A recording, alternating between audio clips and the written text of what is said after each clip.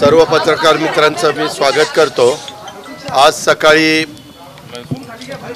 कालवा सल्लागार समितीची बैठक विशेषतः निरा डावा कालवा, निरा उजवा कालवा, चासकमान, त्याचबरोबर पवना, त्याचबरोबर खडकवासला, कुकडी, 5 धरणं, घोड अशा बहुतेक आपल्या भागातल्या सगळ्याच धरणांच्या बद्दलचे बैठक कालवा सल्लागार समितीची घेतलेली होती।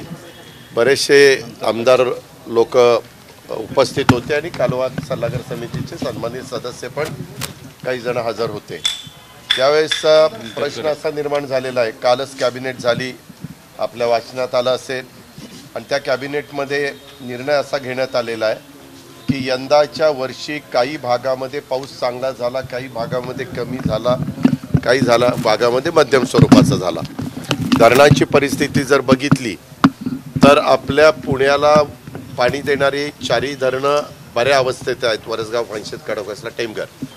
परंतु जो फ्री कॅचमेंट एरिया असतो तिथं पाऊस कमी झालेला असल्यामुळं शेतकऱ्यांची बहुतेक निरा डावा कालवा, उजवा कालवा, खडकवासला कालवा, चासकमान कालवा या सगळीकडे, कुकडी कालवा, घोड कालवा इथं सगळीकडे पाण्याची मागणी आहे आणि त्याच्यामुळं रब्बीला कसं नियोजन असलं पाहिजे, उन्हाळ्याचं नियोजन कसं असलं पाहिजे याच्याबद्दल साधक बाधक चर्चा झाली आहे। त्या पाण्याच्या संदर्भातली सगळी वस्तुस्थिती जलसंपदा विभागाच्या अधिकाऱ्यांनी समोर ठेवली। काल निर्णय कॅबिनेटमध्ये चर्चा अशी झाली की बाबा आहे त्या धरणातलं पाणी पुढच्या वर्षी जुलै एंडपर्यंत पिण्याच्या करता शिल्लक राहील इथपर्यंत लागेल तिथपर्यंत शिल्लक ठेवायचं आणि त्याच्यापेक्षा वरचं जे पाणी असेल ते रब्बीच्या पिकांना त्याचं नियोजन करायचं। आणि आपल्याला ती अडचण जास्त आली नाही कारण आपली धरणाची परिस्थिती बरी आहे। फक्त वीर धरणामध्ये मात्र निरा डावा कालव्याचे साधारण गेल्या वर्षाच्या तुलनेमध्ये 3.5 TMC पाणी कमी पाहायला मिळालं, त्याच्यावर तिथं काटकसर करावी लागणार आहे। पुण्याच्या संदर्भामध्ये बहुतेक सगळ्यांचं लक्ष असतं, पिंपरी चिंचवडला काही अडचण येणार नाही कारण पवना धरण पूर्ण भरलेलं आहे, त्याच्यावर तिथलं शेतकऱ्यांना जे नियोजन असतं ते नियोजन आणि पवनेचं पिंपरी चिंचवडला पाणी तिथं पण कुठली अडचण येणार नाही। तेही आयुक्त आलेले होते, ते म्हणले आम्ही आमचं नियोजन व्यवस्थितपणे करू। आहे त्या पाण्याचा शक्य असेल तिथं काटकसरीनं वापर करणं मात्र गरजेचं आहे। इथं आयुक्तांनी अशी विनंती केली की बाबा आम्हाला एक 8 दिवस द्या। पुणे महानगरपालिकेचे आयुक्त आणि जलसंपदा पुणे विभाग, पुणे पाटबंधारे विभाग जो आहे ते आम्ही एकत्र बसतो आणि ह्याच्यातनं कसा मार्ग काढायचा, काय काय करायचं त्या पद्धतीनं आम्ही ठरवतो। 7 दिवसांनी पुन्हा तुमच्या लक्षामध्ये आणून देतो। आणि आता कॅनॉल काही कालवा सल्लागार समितीच्या बैठकीमध्ये म्हणजे वेगवेगळे बैठका होत्या, त्याच्यामध्ये 1 डिसेंबरला कॅनॉल सोडायचं ठरलं, काही ठिकाणी 1 नोव्हेंबरला सोडायचं ठरलं, काही ठिकाणी 15 डिसेंबरला सोडायचं ठरलं। साधारण ह्या पाण्याचा उपयोग हे जे आज मीटिंग होत्या त्याच्यात नगर जिल्हा, पुणे जिल्हा, त्याचबरोबर आपला सोलापूर जिल्हा, बीड जिल्हा अशा साधारण 4-5 जिल्ह्यांशी संबंध येतो। त्याच्यावर 4-5 जिल्ह्यातले लोकप्रतिनिधी हे त्या मीटिंगला हजर होते, त्यांनी त्यांची भूमिका मांडली आणि अशी प्रकारची साधक बाधक चर्चा करून आम्ही साधारण नियोजन कसं असलं पाहिजे ते ठरवलं। परंतु मला आपल्यामार्फत नागरिकांना, शेतकऱ्यांना, जनतेलाही सांगायचं आहे, हवामान खात्याने थोडासा असा अंदाज व्यक्त केलेला आहे की 2 चक्रीवादळं ही निर्माण झालेली आहे आणि त्या चक्रीवादळाचा काही प्रमाणामध्ये पाऊस पडण्याच्या करता उपयोग होऊ शकतो। आता तो मध्य महाराष्ट्रामध्ये तसंच कोकण किनारपट्टीवर असाही होऊ शकतो असं सांगितलं। शेवटी चक्रीवादळ हे नैसर्गिक भाग आहे आणि त्याच्यातून एक शक्यता वर्तवण्यात आलेली आहे। म्हणून आम्ही आज चर्चा करत असताना जर यदा कदाचित कर्मधर्म संयोगाने आपल्याला पावसाची गरज आहे आणि त्याच्यातनं पाण्याची पातळी वाढायला मदत झाली तर निश्चितपणे पुन्हा एकदा आपण बसून साधारण जानेवारी फेब्रुवारीमध्ये बसायचं आमचं पुन्हा ठरलेलं आहे. पुण्याच्या आयुक्तांनी पाणी वाढून मिळावं अशी मागणी केली होती जलसंपदा विभागाकडे. आज जलसंपदा विभागाची मीटिंग नव्हती, आज कालवा सल्लागार समितीची मीटिंग होती. त्यांनी मागणी केलेली असेल तो प्रस्ताव राज्य सरकारकडं, जलसंपदा विभागाच्याकडं, म्हणजेच देवेंद्र फडणवीस त्या विभागाचे मंत्री त्यांच्या पुढे गेला असेल. आज काही त्याबद्दलची चर्चा झाली नाही. आज एवढी चर्चा झाली किंवा खडकवासल्याचं पाणी जे फुरसुंगीला कॅनॉल जातो, तो कॅनॉल बोगदा जर केला तर त्याच्यात 2.5-3 TMC पाणी थांबू शकतं, वाचू शकतं. आणि दुसरं मुळशी धरणाचं पाणी, काटांच्या धरणाचं पाणी, त्याच्याकरता अविनाश सुर्वे म्हणून सेक्रेटरी म्हणून रिटायर झालेले जलसंपदा विभागाची त्यांची समिती केलेली होती. त्यांनी अहवाल दिलेला आहे आणि त्या अहवालाच्या बद्दल लवकर पुढची काय कारवाई सरकारने करावी अशा प्रकारची मागणी.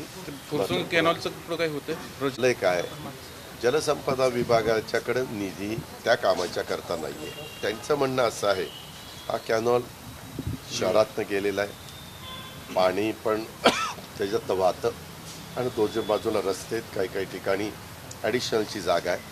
तर त्या जागा सगळी जी तिथपासून फुरसुंगीपर्यंत पुणे कॉर्पोरेशननी ताब्यामध्ये घ्यावी आणि त्याचा TDR द्यावा.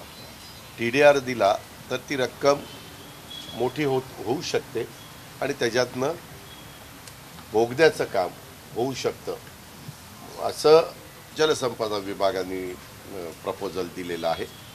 आधी मी उपमुख्यमंत्रीपदाची जबाबदारी स्वीकारल्यानंतर मुंबईमध्ये देखील ह्याच्याबद्दलची बैठक माझ्या स्तरावर झाली आणि त्याच्यामध्ये मी अधिकाऱ्यांना पण म्हणलं की बाबा फार अशा गोष्टी नियमावर बोट ठेवून करू नका, कॉस्ट वाढत चाललेली आहे.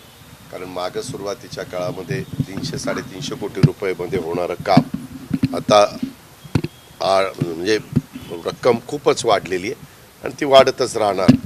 तर त्याच्याऐवजी एकदा काय तो निर्णय झाला तर जास्त संयुक्तिक ठरेल. तर तेव्हा मात्र बहुतेकांनी सगळ्यांनी सकारात्मक, त्याच्यात 3-4 डिपार्टमेंटचा संबंध येतो. एक नगरविकास खात्याचा संबंध येतो, दुसरा जलसंपदा विभागाचा संबंध येतो, तिसरा महसूलचा संबंध त्या ठिकाणी येतो. अशा 3-4 विभागाचा संबंध येत असल्यामुळं नगरविकासच्याच अंडर टाउन प्लॅनिंग आहे, त्यांचा एक संबंध त्या बाबतीमध्ये येतो.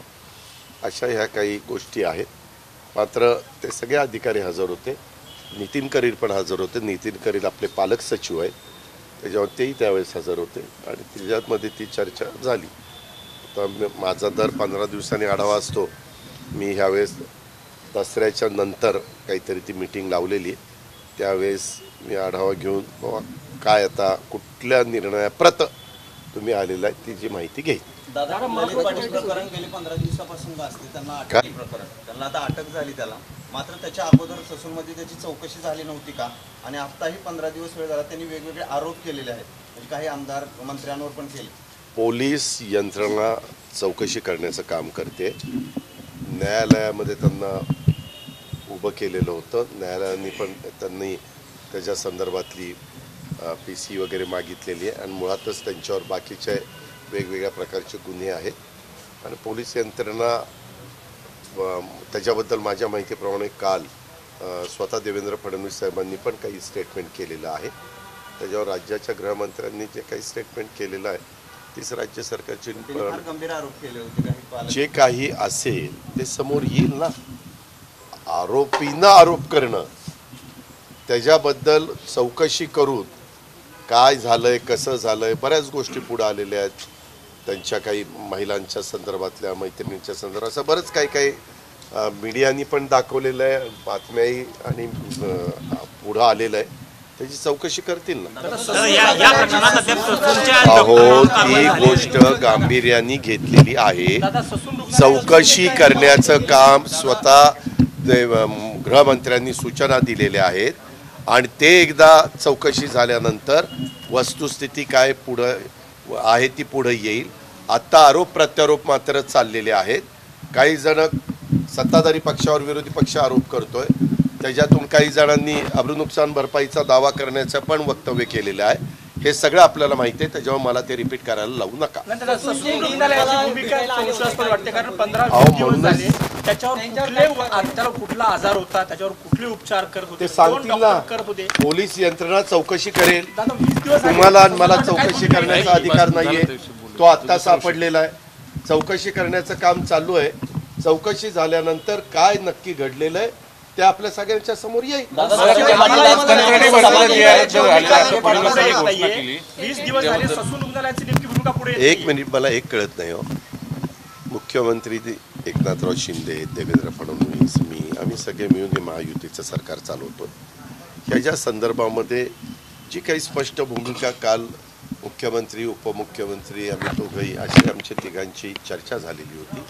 आणि उपमुख्यमंत्री म्हणाले होते की मी त्याच्यातली काय काय वस्तुस्थिती झाली, कधी हा निर्णय झाला, कुणी हा निर्णय घेतला, कुणाची सही होती, काय होतं, ते सगळं मी जनतेला सांगतो. काय होतं, बऱ्याचदा जनतेला वस्तुस्थिती माहिती नसती, मीडियाला पण माहिती नसते आणि त्याच्यामुळं प्रत्येकजण आपल्या आपल्या परीनं बातम्या दाखवण्याचा प्रयत्न करतात. आता मधी तुम्ही पण माझी किती वाट आतुरतेने पाहत होता त्या मीरा बोरवणकरच्या कामामध्ये. काय माझा दुरान्वय पण संबंध नाही. तुम्ही बघताय मी आज सकाळी 6:30ला येऊन इथं मीटिंग सुरू केलं. मी कामाचा माणूस आहे. मला काम करायला, निर्णय घ्यायला आणि जनतेचं हित ज्याच्यात आहे तशा पद्धतीनं पुढं जायला आवडतं. आणि त्याही वेळेस माझं कारण नसतं नाव घेतलं. मी इथं का बोललो नाही, कारण ते राज्यस्तरावर बोललो असतो तर ते जास्त बरं झालं असतं. मी बोलल्यानंतर पुन्हा काही कोणाची, नाहीतर कुणी इन्क्वायरी करा, काहीतर अजित पवारांचा राजीनामा घ्या, निरपक्ष पद्धतीनं चौकशी झाला. अरे चौकशी करायला जागा आहे, तिथं आहे, सगळं काही आहे. काय तारखा नंतर निघाल्या, कोण गृहमंत्री असताना बैठक झाली, कुठल्या गृहमंत्र्यांनी काय केलं, कुणाला तिथं प्रमुख नेमलं, सगळं पुढं आलं, सगळं पुढं कळलं. आता त्यांनी तर इतक्या मोठ्या मोठ्या वेगवेगळ्या व्यक्तींची पण नावं त्याच्यामध्ये घेतली. नंतर एक अजित गेला आणि दुसरे अजित त्यांच्याबद्दल सुरू झालं. असं सगळं चाललेलं आहे. पण टायमिंग ते दादा कोण आहे? नाही, मला काही माहिती नाही. मला त्याच्यात रस पण नाही. मला काय करायचं, मला माझं टायमिंग पडलेलं आहे. मला जी काही संधी मिळालेली आहे त्या संधीतनं जेवढे काही आपल्यावर जबाबदारी असणारे प्रश्न आपल्याला मार्गी लावता येतील, अडथळे कोणतरी ठरवून करते ती मार्गी लावण्याचा माझा प्रयत्न. त्यांनी नकाशा दाखवला, तुम्ही तो नकाशा टेबलावर आपटला देखील, असं देखील असं काही झालेलं नाही. असं काही झालेलं नाही.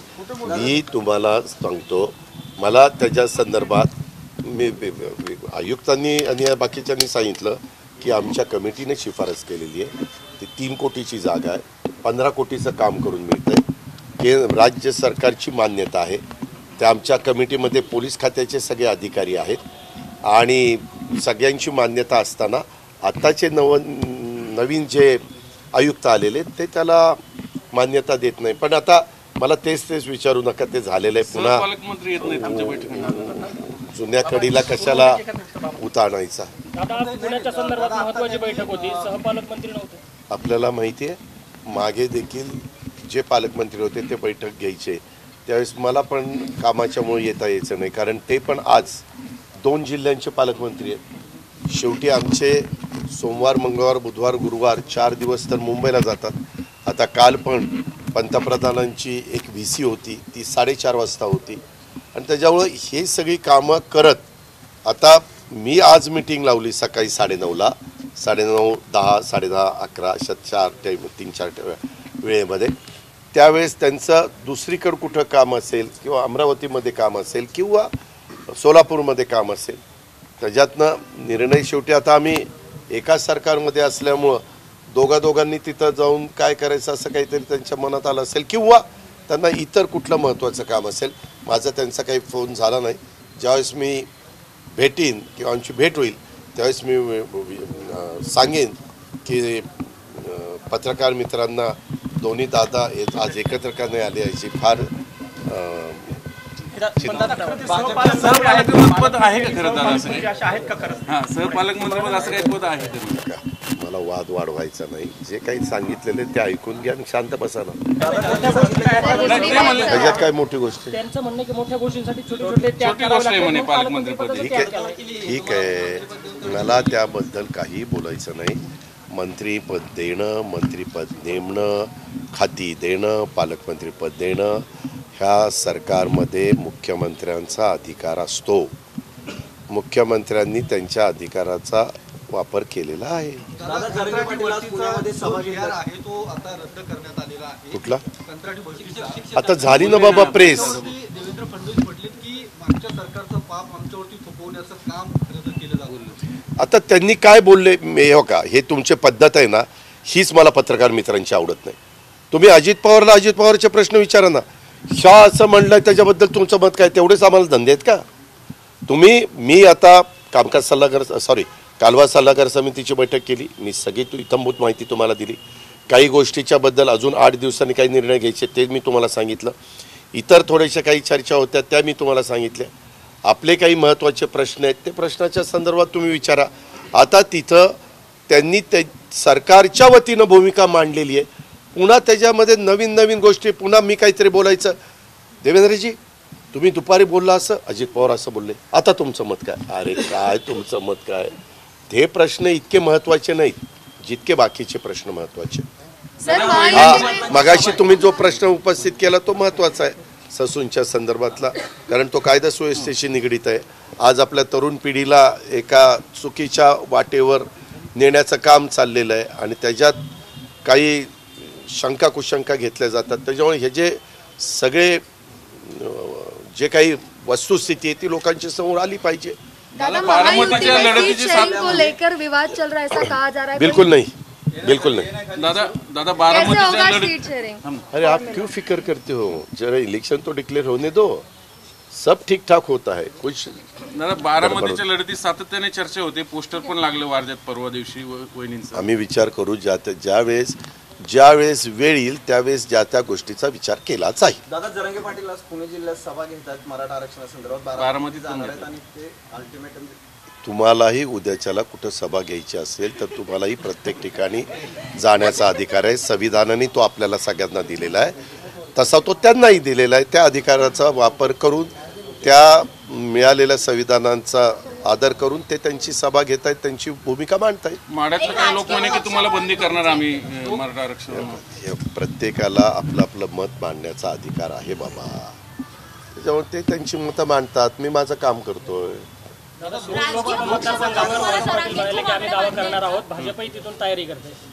सगळे तयारी करतात. निवडणुका म्हणल्यानंतर प्रत्येक राजकीय पक्षाला आपापल्या परीनं तयारी करावी लागते. अंतिम निर्णय आता महायुतीच्या सरकारमध्ये तिन्ही पक्षांचे वरिष्ठ पातळीवरचे नेते मंडळी घेतील. पक्षप्रमुख म्हणून तुम्ही किती जागा मागणार लोकसभेच्या? मी त्यावेळेस चर्चा सुरुवात करीन त्यावेळेस तुझा चेहरा डोळ्यासमोर आणि मग म्हणेल आता त्यांनी तो प्रश्न विचारलेला होता, आता आपण व्यवस्थित अभ्यास करून त्याचं उत्तर द्यावं, ते त्यावेळेस देईल. दादा डीपीसी संदर्भात काय स्थिती आहे सर? काय राजकीय पक्ष म्हणून जरांगेंच्या हो का, मी पहिल्यापासून एकनाथराव शिंदेंच्या नेतृत्वाखाली ह्या ज्यावेळेस आंदोलनं सुरू झाली त्यावेळेस सर्व पक्षीयांची आम्ही बैठक घेतलेली होती. त्याला आम्ही बहुतेक जण हजर होतो. त्यावेळेस प्रत्येकाचं मत विचारलं. तिथं दोन्ही विरोधी पक्ष नेते हजर होते, बाकीचे सगळे सहकारी हजर होते आणि सगळ्यांना आपली आपली मतं विचारली. सगळ्यांनी सांगितलं की आज समाजातल्या ज्या घटकाला 52-10-62% आरक्षण मिळालेलं आहे त्या आरक्षणाला कोणताही धक्का न लागता ज्या इतर मान्यवरांची, इतर घटकांची, इतर समाजाची मागणी आहे ती मागणी पूर्ण करण्याच्या करता कार्यवाही करावी. ती करत असताना सुप्रीम कोर्टामध्ये मागं एक झालेला निर्णय नाकारण्यात आला, त्याच्या आधी एक झालेला निर्णय हायकोर्टात नाकारण्यात आला. त्याच्यामुळं हे दोन्ही निर्णय हायकोर्टाने आणि सुप्रीम कोर्टाने का नाकारलेले, त्याच्यामध्ये काय त्रुटी राहिल्या, त्याच्यामध्ये काय दुरुस्ती केली गेली पाहिजे, ती कायद्याच्या नियमाच्या न्यायव्यवस्थेच्या चौकटीमध्ये कशी बसेल, ह्या सगळ्याचा ह्याच्यातल्या तज्ज्ञ लोकां बरोबर घेऊन, ह्याच्यातल्या नावाजलेल्या वकिलांना बरोबर घेऊन मार्ग त्या ठिकाणी काढावा. परंतु हा मार्ग काढत असताना आज ज्या घटकाला आरक्षण मिळालेले आहे त्यांना कुठलाही धक्का लागता कामा नये, ही भूमिका सर्वांची तिथं मांडण्यात आली आणि सगळ्यांनी ती तिथं मान्य केली आणि ही नंतर आम्ही मीडियाला पण सांगितलं. त्याच्यामुळं आम्ही पहिल्यापासून, मी तर सरकारमध्ये अनेक वर्ष काम करणारा कार्यकर्ता आहे. देवेंद्रजींच्या काळात आरक्षण दिलं, त्याचंही आम्ही स्वागतच केलं.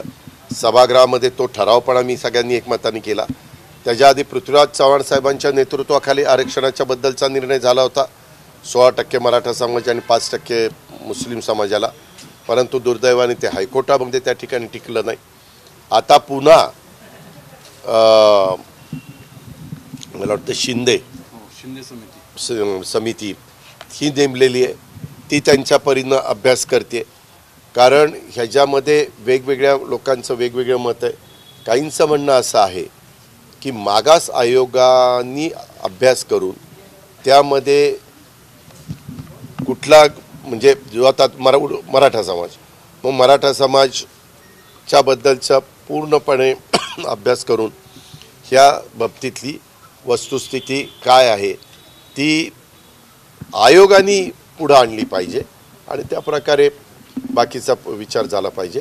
परंतु आज जे काही आंदोलन चाललेली आहेत त्यांनी मध्ये जाहीर केलं की 30 दिवस झालेत, ह्यांनी 40 दिवस मागितले, अजून 10 दिवस 40 दिवसाने होतील, त्यावेळेस मी माझी पुढची भूमिका स्पष्ट करीन असं त्यांनी त्यावेळेसची जी मोठी सभा जालना परिसरामध्ये घडलेली होती त्याच्यामध्ये सांगितलेलं आहे. डीपीसी संदर्भात काय स्थिती आहे?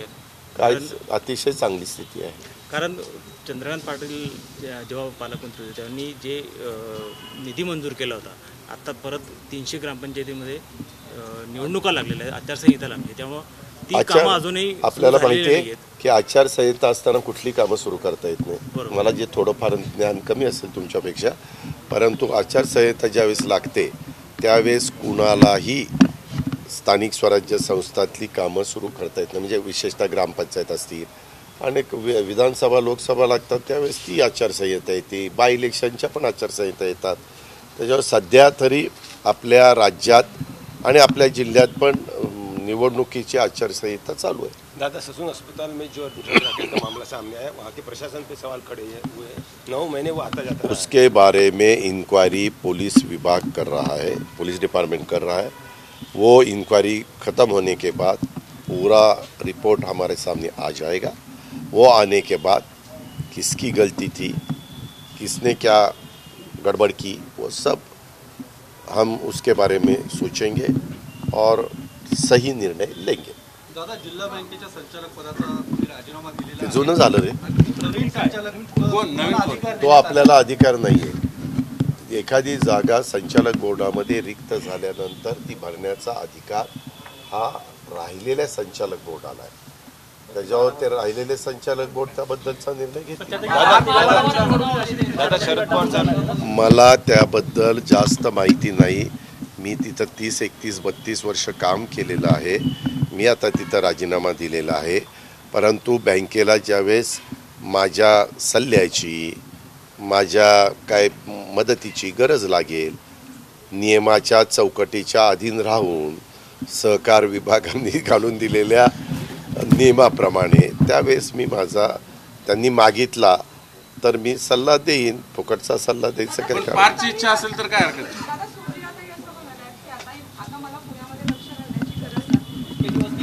मग काय आपल्याला काही वाईट वाटतं? मी मगाशीच तुम्हाला काय सांगितलं, मला हेच तुमचे प्रश्न आवडत नाही.